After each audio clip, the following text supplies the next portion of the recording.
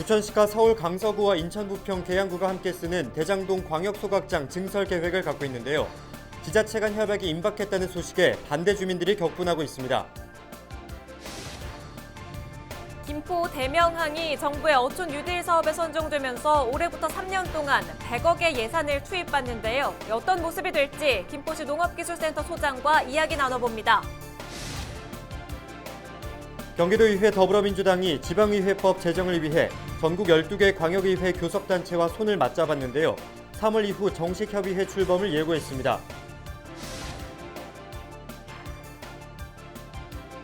인천시가 올해 안에 시민들이 스마트폰 앱을 통해 우리 지역 수질 정보를 실시간으로 확인할 수 있도록 할 계획입니다.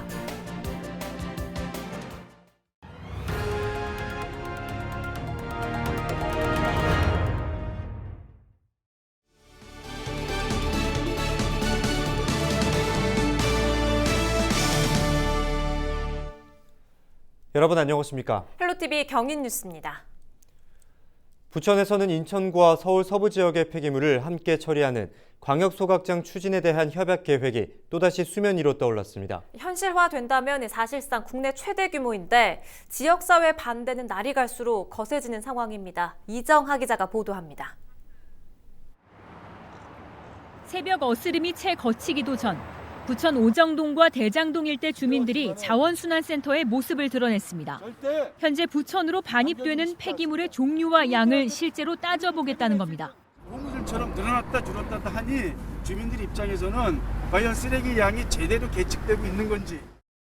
또 시설 광역화에 대한 분명한 반대 의사도 밝힙니다. 여기에 쓰레기가 우리가 재활용할 수 있는 또 태워야 될 수 있는 거 우리 시민들한테 떳떳이 보여줘야 될 거 아닙니까? 왜 인천시 쓰레기, 서울시 쓰레기까지 우리가 갖다가 태워야 되는 그런 이유가 뭐냐 이거지. 현장에서 주민들의 움직임을 부천시가 적극적으로 막아서며 한때 실랑이가 벌어졌습니다. 쓰레기 어떤 쓰레기 가져오는지 모르게요. 부천시는 주민들의 일방적이고 기습적인 방문은 원칙적으로 허가할 수 없다는 입장. 대신 시민들이 사전 신청을 통해 자원순환센터 내부를 견학하는 것은 가능하다고 밝혔습니다. 부천시는 그동안 지역 주민들을 대상으로 설명회와 면담, 유사시설 견학 등을 이어왔습니다. 이처럼 수차례 마주했지만 반발은 계속되면서 사실상 의견을 모으는 데는 실패했습니다. 3기 신도시 조성에 앞서 늦어도 오는 2024년까지는 지역 환경 기초시설에 대한 확충이 시급한 상황. 이 때문에 부천시는 인천시, 서울 강서구와 함께 한 차례 연기했던 협약식을 빠르면 이달 안에 진행할 계획입니다. 반면 서영석 의원은 16일 오후 개인 SNS를 통해 부천 오정 지역은 소각장으로 인해 오랜 기간 고통받아왔다며 단순히 사업비 충당을 이유로 일방통행식 행정인 소각장 광역화를 멈춰야 한다고 강조했습니다. 이처럼 지역 정치권을 비롯한 시의회에서도 부천 자원순환센터 광역화에 대해 촉각을 곤두세우고 있습니다.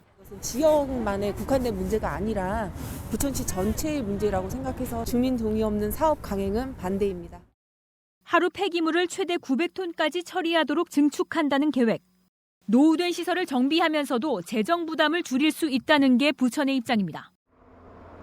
이처럼 광역화 추진에 따른 긍정적인 효과를 내세우고 있지만 지역사회 반대는 이어지면서 협약시 추진으로 또 다른 논란에 직면할 가능성마저 제기되고 있습니다. 헬로티비 뉴스 이정하입니다.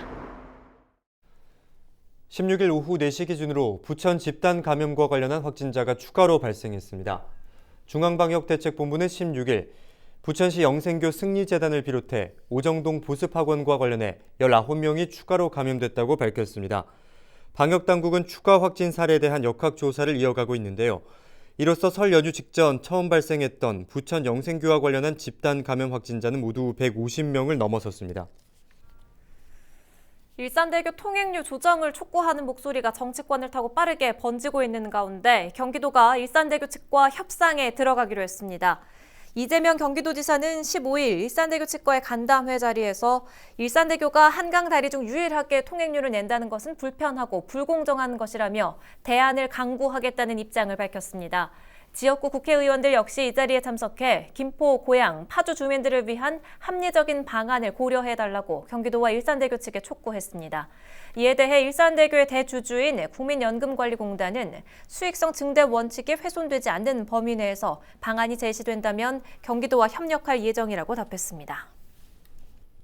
네, 경기 서북부 지역의 유일한 어촌이자 지방어항인 김포 대명항은 어민들이 직접 잡은 수산물을 내다 팔며 명맥을 유지해왔지만 열악한 기반시설 탓에 낡은 항구라는 이미지를 벗지 못했는데요. 그런데 이 김포 대명항이 관광 어항으로 거듭날 준비를 하고 있습니다. 정부의 어촌 뉴딜 사업으로 선정이 되면서 올해부터 3년 동안 100억의 예산이 투입되는데요. 어떤 모습으로 어떻게 바뀔지 미리 살펴보죠. 스튜디오에 이광희 김포시 농업기술센터 소장이 나와 있습니다. 소장님 반갑습니다. 네, 안녕하십니까. 김포시 농업기술센터 소장 이광입니다. 김포시 발전을 위해 관심을 가져주시는 LG 헬로비전 부천 김포 방송 관계자분들께 깊은 감사의 말씀을 드리겠습니다. 먼저. 네. 지난해 말 김포시 아주 기쁜 소식이 있었어요. 김포 대명항이 정부의 어촌 뉴딜 사업으로 선정이 된 건데 먼저 이 어촌 뉴딜 사업이란 게 뭔지부터 좀 설명해 주시겠습니까? 그 어촌 뉴딜 사업이란 해양수산부 공모 사업으로서 어촌 기반 그 시설 현대화 및 인프라 구축으로 대명항을 문화 복합 관광 어항으로 탈바꿈하는 사업으로서 우리 시는 2002년 2월부터 준비를 해서 12월에 최종적으로 확정이 되었습니다. 네. 어촌 뉴딜 사업에 대해서 말씀을 해주셨는데요. 이번 사업으로 대명항에 막대한 예산이 투입이 됩니다. 무려 100억 원이라는 예산이 투입이 되는데요. 특히 어떤 사업들이 추진될 예정입니까? 우리 대명항은 그 수도권의 우수한 접근성으로 경쟁력은 굉장히 높으나 지금껏 그 단순 그 수산물 판매의 볼거리라든가 즐길거리가 그 부족한 것이 그 최대의 그 단점으로 여겨왔습니다. 그래서 따라서 이번에 그 어촌 유진 사업을 통해서 첫 번째로 그 어업 기반 시설인 선착장을 확장을 하고 그 활어의 신선도를 유지하기 위해서 해수 정화 시설 정비와 그 부족한 그 주차 공간을 또 확보를 해야 되고, 그다음에 두 번째로는 방문객을 위한 바다 조망 공항과 문화 관광을 조성하고, 세 번째로는 우리가 그 주민 참여를 위해서 다목적 그 커뮤니티 센터를 신축하고 수산물을 브랜드화해서 그 공동 작업장을 신설할 계획입니다. 네, 구체적인 사업 계획들 지금 말씀을 쭉 해주셨는데 사실 이 공모에 참여했을 그 당시에 이 대명항의 청사진을 바다 나들이 공원으로 정했었어요. 이게 어떤 내용입니까?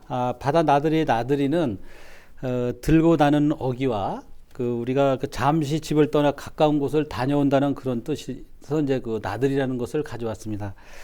대명을 찾는 관광객들이 산보하듯이 가벼운 마음으로 그 편안하게 이용할 수 있는 관광공원을 구성하는 뜻에서 그 사업명으로 정하게 되었습니다. 네. 지역 어민분들에게는 낡은 어항시설을 보수하는 것에 또 의미가 있겠지만 지역민들에게는 새로운 관광지가 될 것이라는 또 다른 기대가 있습니다. 관광산업 측면에서는 좀 어떤 효과가 있을 거라고 보십니까? 어업 환경 및 어항에 대한 그 경관 개선으로서 그 지역 경제 활성화가 될 것이고, 그 수산물 위주의 그 지방 어항에서 그 문화 복합 관광 어항으로 육성을 해서 그 수도권 최고의 수산물 유통 및 해양 관광 중심 역할을 할 것이라고 예상을 하고 있습니다. 참 기대가 되는데요. 이렇게 대명항이 새로운 모습으로 바뀌려면 사실은 아직 남아있는 절차들이 있지 않습니까? 어떤 절차들을 거쳐서 또 언제쯤 이렇게 새로운 대명항을 만들 수 있을까요? 저희가 그 계획된 대로 추진을 하게 되면은 올해 9월까지는 기본 계획을 수립을 하고 10월경에는 이제 실시 설계를 착수를 해서 2022년도 상반기를 착공을 하고 2023년도 하반기에 완공을 목표로 사업을 추진하고 있습니다. 네, 김포의 새로운 관광 거점이 되길 기대하겠습니다. 오늘 말씀 고맙습니다. 네, 감사합니다. 네, 지금까지 이광희 김포시 농업기술센터 소장과 함께 이야기 나눴습니다.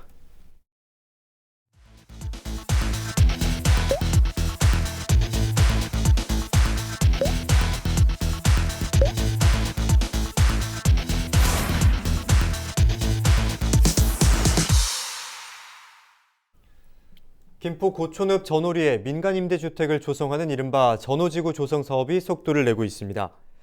김포시는 최근 난개발을 막기 위해 전오지구 일대 36만 7천 제곱미터를 개발 행위 허가 제한 지역으로 지정 고시했습니다. 이에 따라 앞으로 3년 동안 이곳 일대에 건축물을 건축하거나 토석을 채취하는 행위는 할 수 없습니다. 김포 전호지구는 김포도시관리공사와 민간사업자가 특수 목적 법인을 설립해 추진하고 있습니다. 사업지 전체가 개발 제한 구역으로 묶여 있어 김포시는 올해 개발 제한 구역 해제를 추진한 이후 본격적인 시설 공사에 나설 예정입니다. 지난해 지방자치법 개정 법률안이 국회를 통과하면서 인사권이 의회로 이관되는 등 견제 기능이 강화됐습니다. 하지만 예산 편성 등 여전히 지방의회 자율성과 독립성이 보장되지 않고 있어서 이 지방의회법 제정을 요구하는 목소리가 큰데요. 경기도의회가 전국 광역의회와 지방의회법 제정을 위해 손을 잡았습니다. 김호 기자입니다. 지난해 지방자치법 개정 법률안이 32년 만에 국회를 통과했습니다. 의회 사무국 직원에 대한 인사권이 지방의회 의장으로 바뀌고 정책 지원을 위한 보좌관도 둘 수 있게 됐습니다. 자치 분권 강화를 위한 의회 독립성과 전문성을 높이겠다는 취지입니다. 그 국가의 구성원 모두가 주권을 가지고 있고 다만 그 주권을 행사하는 데 여러 장애들이 있기 때문에 대표, 대리인들을 뽑아서 대신하게 하되 일상적 권한 행사에 대해서 상시적 감시가 가능하도록 작동하는 것이 바로 의회라고 할 수 있겠습니다. 하지만 여전히 지방의회는 별도의 예산을 편성할 수 있는 권한이 없습니다. 또 조직 구성과 인력 충원을 위한 권한도 행정안전부가 갖고 있습니다. 지방의회가 지방의회법 제정을 주장하는 이유입니다.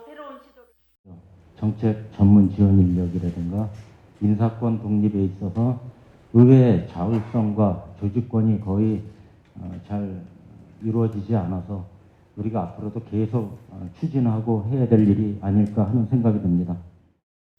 경기도의회 더불어민주당이 이 같은 지방의회법 제정을 위해 전국 광역의회 교섭단체와 손을 잡았습니다. 경기도를 비롯해 서울과 인천 등 전국 12개 광역의회 교섭단체는 첫 만남을 갖고 지방의회법 제정 촉구 건의안 채택과 협의회 구성 등을 논의했습니다. 지방자치법 전부 개정만으로는 올바른 자치 분권을 이룰 수 없다는 취지입니다. 교섭단체가 정당 정치를 하려면 교섭단체의 역할도 필요하다. 그런 측면에서 봤을 때 이번 저희 모임은 하나의 광역 기초가 하나가 되는 자리, 그것이 출범식이라고 볼 수 있습니다. 첫 모임을 성공적으로 마친 경기도의회 더불어민주당은 3월이나 4월 정식 협의회를 출범하고 지방의회 제정에 본격적으로 나설 방침입니다. 진정한 지방자치 분권 시대를 준비하고 있는 지방의회.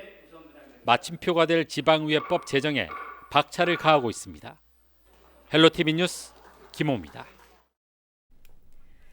경기도가 불법 시설물을 철거해 청정 계곡을 복원한 지역을 대상으로 관광 명소화 사업을 실시합니다. 대상 지역은 양주와 포천, 동두천과 연천 등 11개 지역이며 올해 3곳을 선정해 관광 활성화 프로그램을 시행하게 됩니다.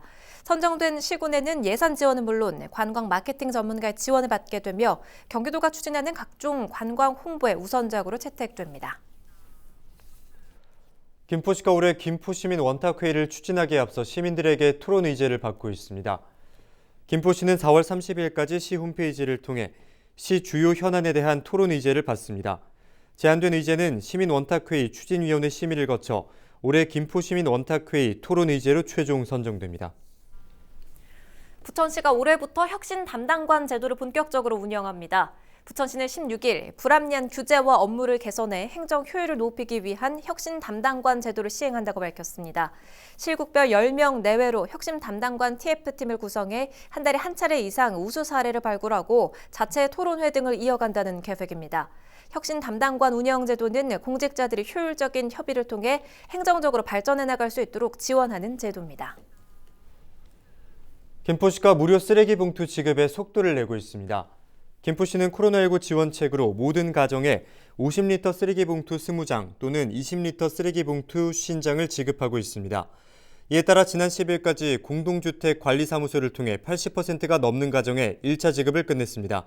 15일부터는 쓰레기 봉투를 받지 못한 가정을 대상으로 각 읍면동 행정복지센터에서도 쓰레기 봉투를 지급하고 있습니다. 익명의 한 30대 남성이 부평구 삼산 1동 행정복지센터에 라면 10상자를 기탁했습니다. 이 남성이 남긴 편지에는 비록 작은 것이지만 우리 동네에 꼭 필요한 분들께 잘 전달되길 바라겠다고 적혀 있었는데요. 이 기부자는 지난해 11월에도 이름을 밝히지 않은 채 라면 5상자를 행정복지센터에 기탁했습니다. 그는 신원을 알려달라는 직원의 물음에 부끄러워 그냥 가겠다는 말만 남긴 채 서둘러 복지센터를 떠났다고 하는데요. 박용균 삼산 2일 동장은 기부자의 고귀한 뜻에 따라 지역 내 어려운 이웃에게 따뜻한 온정을 전달하겠다고 말했습니다.